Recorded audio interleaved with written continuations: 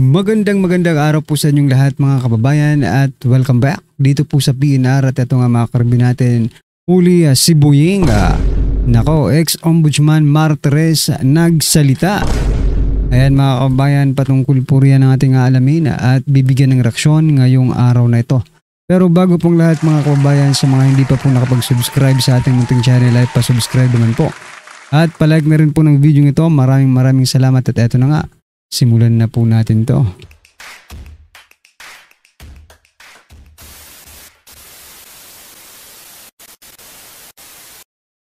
So yan mga kababayan, bago po natin muling i-play ang video ito, pasadahan po muna natin ang mga nagtetrending na mga balita dito po sa mundo ng social media at unahin na po natin to. Nako, ito pong si Ombudsman Martires mga kababayan ay nagsalita na patungkol po kay Boying Rimulya. Romesbak mga kababayan, ito pakinggan po natin. At bigyan po natin ng reaksyon, ito na po. What is your take on what's going on right now? Well, I look at it as, as a diversionary tactic, as I said, to let the people in the meantime forget about the ghost projects, about the flood control anomalies. So, divert it to the secret decision, which there is no secret decision. The secret decision is just, yung bukang bibig lang ni Ombudsman Rimulya. But I would advise Ombudsman Rimulya, if you are listening, you work. Stop conducting press conferences almost every day because you will never know what is really happening in the office of the Ombudsman. Biro mo hindi mo alam anong proseso sa isang kaso. Kaya kung minsan nagmumukhang tanga yung ombudsman. Kaya kung wala kang gagawin, press con ka na mag-press con, wala ka talaga malalaman sa ombudsman. What's your take on? So yan mga kababayan, ano pong inyong masasabi? Sabi niya po ito naka-transcribe no. Sabi niya po dito ni retired Ombudsman Samuel Martires. I will advise Ombudsman Rimulya, if you are listening, you work, stop conducting press conference almost every day. Biro mo, hindi mo alam anong proseso ng isang kaso. Kaya kung minsan nagmumukhang tanga yung ombudsman, ayan. Boying, nagmumukhang tanga ka raw, sabi ni ombudsman.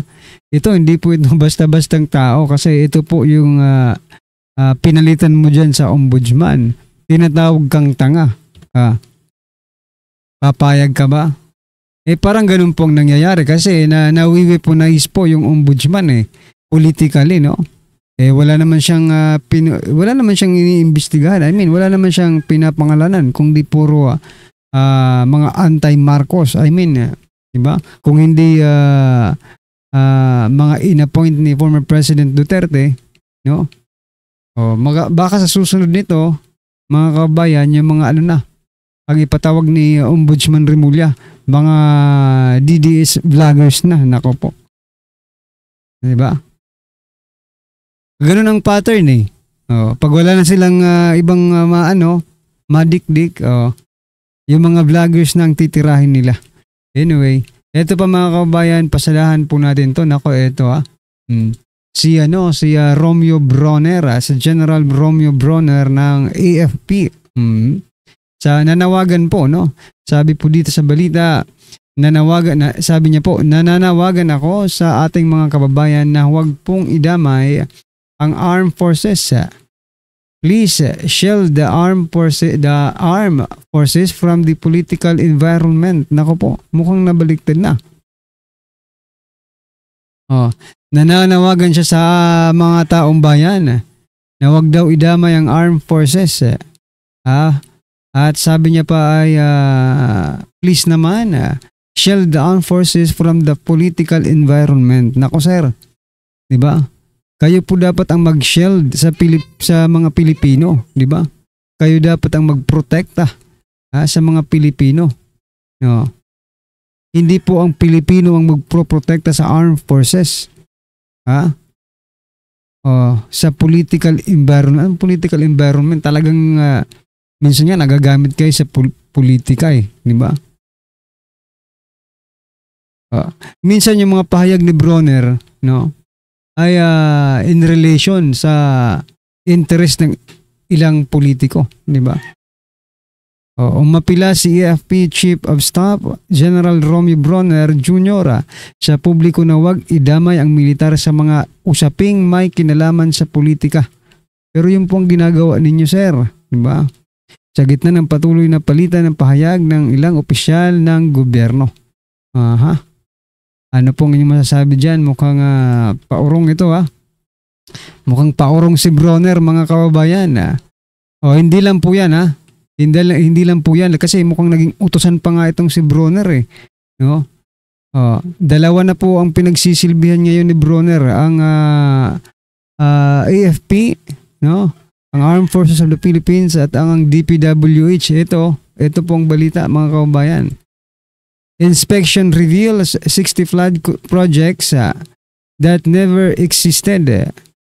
Ayon po yan kay AFP Chief Bronner. Magit 60 umano na sa halos 680,000. Ulitin natin.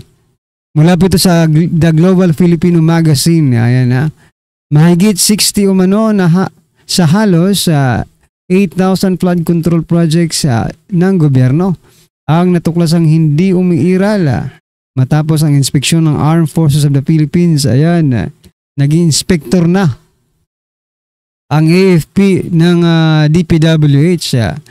Ayon kay Bronner, ang mga naturang ghost project ay kabilang sa mga ipinasuri ng Department of Public Works and Highways. Ayan, mga kababayan. Inutusan po ang AFP ng DPWH. Okay, sa bagay. Pero, di ba? Sabi kasi dito, no? Sabi may dito eh.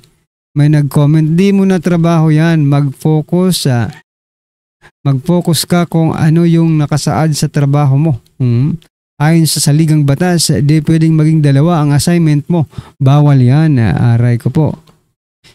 Trabaho na rin pala ng AFP ang mag-investigate ng flood control projects. Ayan. Huwag mo intindihin yan, unahin mo seguridad ng bansa. Ayan. Halos pare-parehas po ang mga komento ng mga kababayan. So, yan. Kung ikaw ang tatanungin, trabaho ba ng AFP ang mag-imbestiga sa flood control anomalies? Di ba? Baka mamaya sa sobrang pag-iimbestiga nyo. Ang dami nyo nang nag-iimbestiga, pero hanggang ngayon wala pang na napaparusahan. Biruin mo, pati Armed Forces of the Philippines, mga kabayan, nag-iimbestiga na rin pala. Tapos hanggang ngayon wala pang napaparusahan. Ay grabe talaga. Grabe, makapangyarihan talaga ang dito. Ang mastermind siguro dito, napaka makapangyarihang tao, no? Kasi lahat na ng kumikilos na lahat ng ng ahensya ng gobyerno, no? Pero hindi pa rin natutuntun yung mastermind. Anyway, eto pa mga kababayan, last po natin pag-usapan, wag po natin kalimutan, kailangan araw-araw, eto, PCO si Claire Castro. Sabi niya po dito, noon pa sinasabi ng Pangulo, what can we expect from Duterte? They are pro-China. Kailangan lang din lumakas ang ating persa at hindi tayo magaya sa nakaraang administrasyon na inutil na ituturing pagdating sa China aggression. Ayan. Inutil ba yun, mga kababayan? Inutil ba na malayang nakakapangisda ang ating mga kababayan sa West Philippine Sea? I think hindi po masasabing inutil yun, mga kababayan. Ang masasabi nating inutil ngayon, mga kababayan, ay kaliwat kanan, no? Ang pangungutang, wala namang project, no? Tapos magkaroon man ng project, mga ghost project pa. Ang gobyernong ito ang inutil. Wala kayong ginawa sa war on drugs. Wala kayong ginagawa dyan. Wala kayong ginagawa sa... Ngayon lang kayo nagpa-imbestiga kasi nakakahiya na kung hindi pa iimbestigahan yung korupsyon, di ba? Kung hindi pa magkakabukingan, siguro ko hindi pa iimbestigahan ni President Bongbong Marcos Jr. Di ba? So, sige nga, kung kayo po ang tatanungin, mga kababayan, kaninong administrasyon po ba ang inutil? Kasi sinasabi po dito ni Castro na inutil daw ang administrasyon ni former President Duterte. Di ba?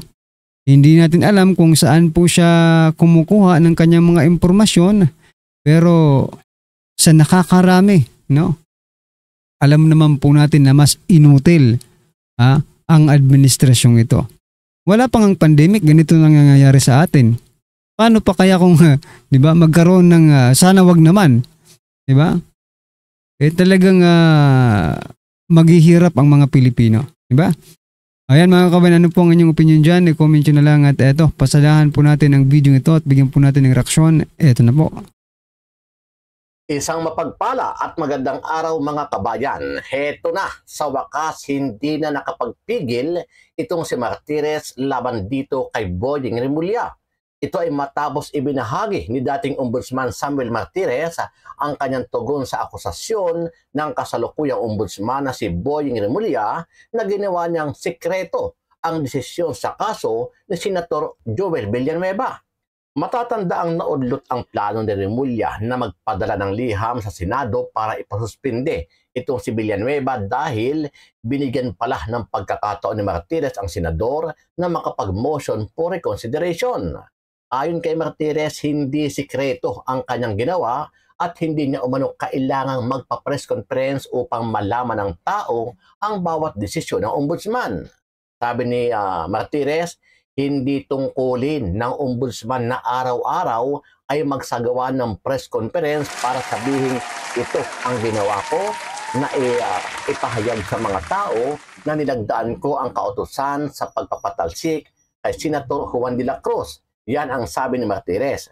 Marahil ang aking kahalili ngayon ay ginagawa ito. Pero ako ayokong magpasikat kapalit ng dangal ng mga taong hindi pa hinahatulan ng korte. Iginiit din ni Martires na maaaring makita ng publiko ang mga desisyon ng ombudsman. Yan po mga kababayan ang banat nitong si Martires laban dito kay Boying Rimulya. Ito kasi si Boying Rimulya, talagang ugali po nito na magpa-press-con, lalong-lalo na kapag may ginagawa siyang mga di umano ay mga accomplishment kuno sa kanyang trabaho. Ngayon, tila binanatan siya nitong si Ombudsman Martires. Okay, eto pa. Trending ngayon sa social media ang umano'y binoykot ng Senado itong si Ombudsman Rimulya. Ano nga ba ang dahilan kung bakit walang sumipot na mga senador sa ginawang budget hearing kahapon sa Senado? Sama-sama natin panoorin ang buong video at pakicomment nyo po ang inyong mga reaksyon at sariling opinion. Pero bago yan sa mga hints kayo mga talak. Rimulya sa pagiging epal niya. Nadali siya eh. Nadali. Mukhang binoykot siya ng Senado. At naku po, at nilumpo. Naka, bakit naman gano'n nilumpo? Binanatan po siya ni Marcoleta. Ha? Pero una nating tingnan yung pagka di umano daw ay binoykot. Yan po ang usap-usapan ngayon. Binoykot daw siya ng mga senador. Actually, sabi naman ng mga senador, hindi, may lakad lang kami. Hindi, may ano lang, nagkataon lang, meron lang kami lakad. Hindi, sige, may lakad na nga kayo. Hindi, yun ang kanilang sinasabi. Pero syempre, ayoko na lang magsalita. Actually, sabi naman ng mga senador, hindi, may lakad lang kami. Hindi, may ano lang, nagkataon lang, meron lang kami lakad. Hindi, sige, may lakad na nga kayo. Hindi, yun ang kanilang sinasabi. Pero syempre, ayoko na lang magsalita. Pero tingnan natin kung talaga bagang binoykot siya. At ang malupit pa dito mga kababayan, yung mga patotsada, mga banat ni Marcoleta. Naku, baka talaga Marcoleta, palakpakan si Marcoleta. Pero ang swerte mo Rimulya, wala si Marcoleta doon. Kung hindi, nabendalo ka. Di ba? Sigurado yun, nabendalo ka. Kasi gusto niya yung bendaloka eh. Di ba? Ewan ko ba kung anong meron dyan sa bendaloka na yan eh. Pero sigurado kung nandyan si Marcoleta, nako po, lalo ang nangyari. Ha? Yung yabang mo, siguradong mawawala yan. Kasi itong si Rimulya, kung makasagot, akala mo nasa kanto eh. Yung yabang baga para bagang presidente, dinaig mo pa yung yabang ng presidente. Sabagay, wala nga naman yung presidente natin, mahinang nila lang. So, talagang dadaigin mo yung yabang niyan. Ha?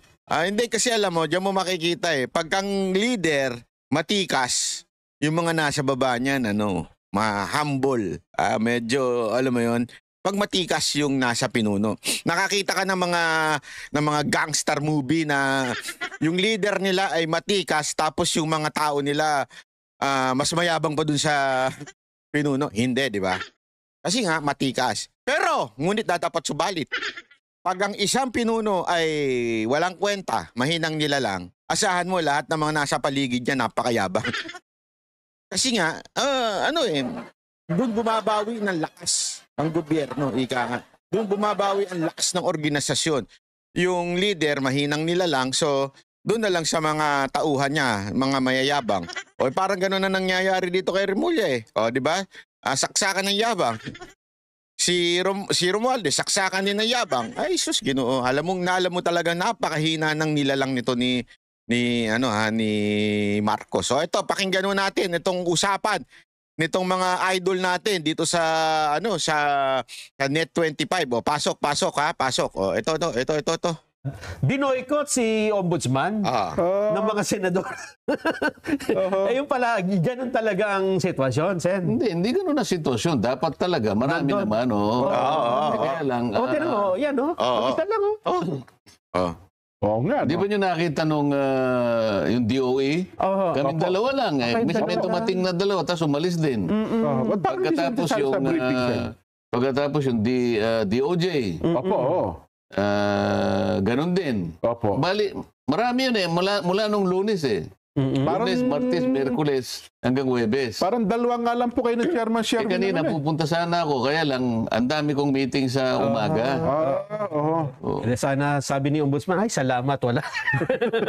Pero kapag ano ba ang sitwasyon dyan, sir? Kapag ganyan, budget briefing lang, hindi pa naman talaga yun yung final na budget ng isang ahensya. Briefing lang, kasi kinakailangan tanungin mo sila, bakit ganito yung budget ninyo? Bakit ito? Okay.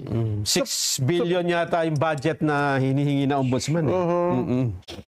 Well, mabuti wala ako dahil kung siguro nandyan ako, marami akong may tatanong sa kanila. Naka po, yari kayo. Ina-expect nga nila, nandun kayo kasi nung mga nakaraan ang in-expect kong nandyan, si Senador Joel. Ayaw, sana. Hindi ba napabalita na mukhang si Ombudsman Boying ay pupunta sa Senado?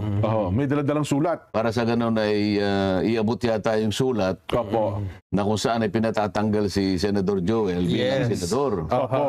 Yan ang nakita ko. So, in-expect ko na si Senador Joel ay nandun. Ay siguro. So yan mga kaubayan, huli nga itong si Remulla sa pamumulitika. Okay? Na kanilang mga kalaban sa politika. Actually, hindi na dapat siya politiko ngayon pero ang lumalabas, ganun pa rin. Parang mas matindi pa sa politiko ang ginagawa ni Remulla. Araw-araw magpa-press conference. Tapos yung mga tinitira lang, yung mga, di ba? Pag ikaw ay against the government, titirahin ka talaga. Pero pag ikaw naman po ay kaalyado or kaibigan ng administrasyon, ay lalaya ka, di ba? Ibabasura ng kaso mo sa ombudsman, gaya po ng gobernador ng Cebu, di ba? O binasura yung kaso. Ano po ang inyong masasabi dyan mga kaubayan? I-comment nyo na lang po. Ayan, maraming salamat. Please don't forget to like the video. Maraming salamat po.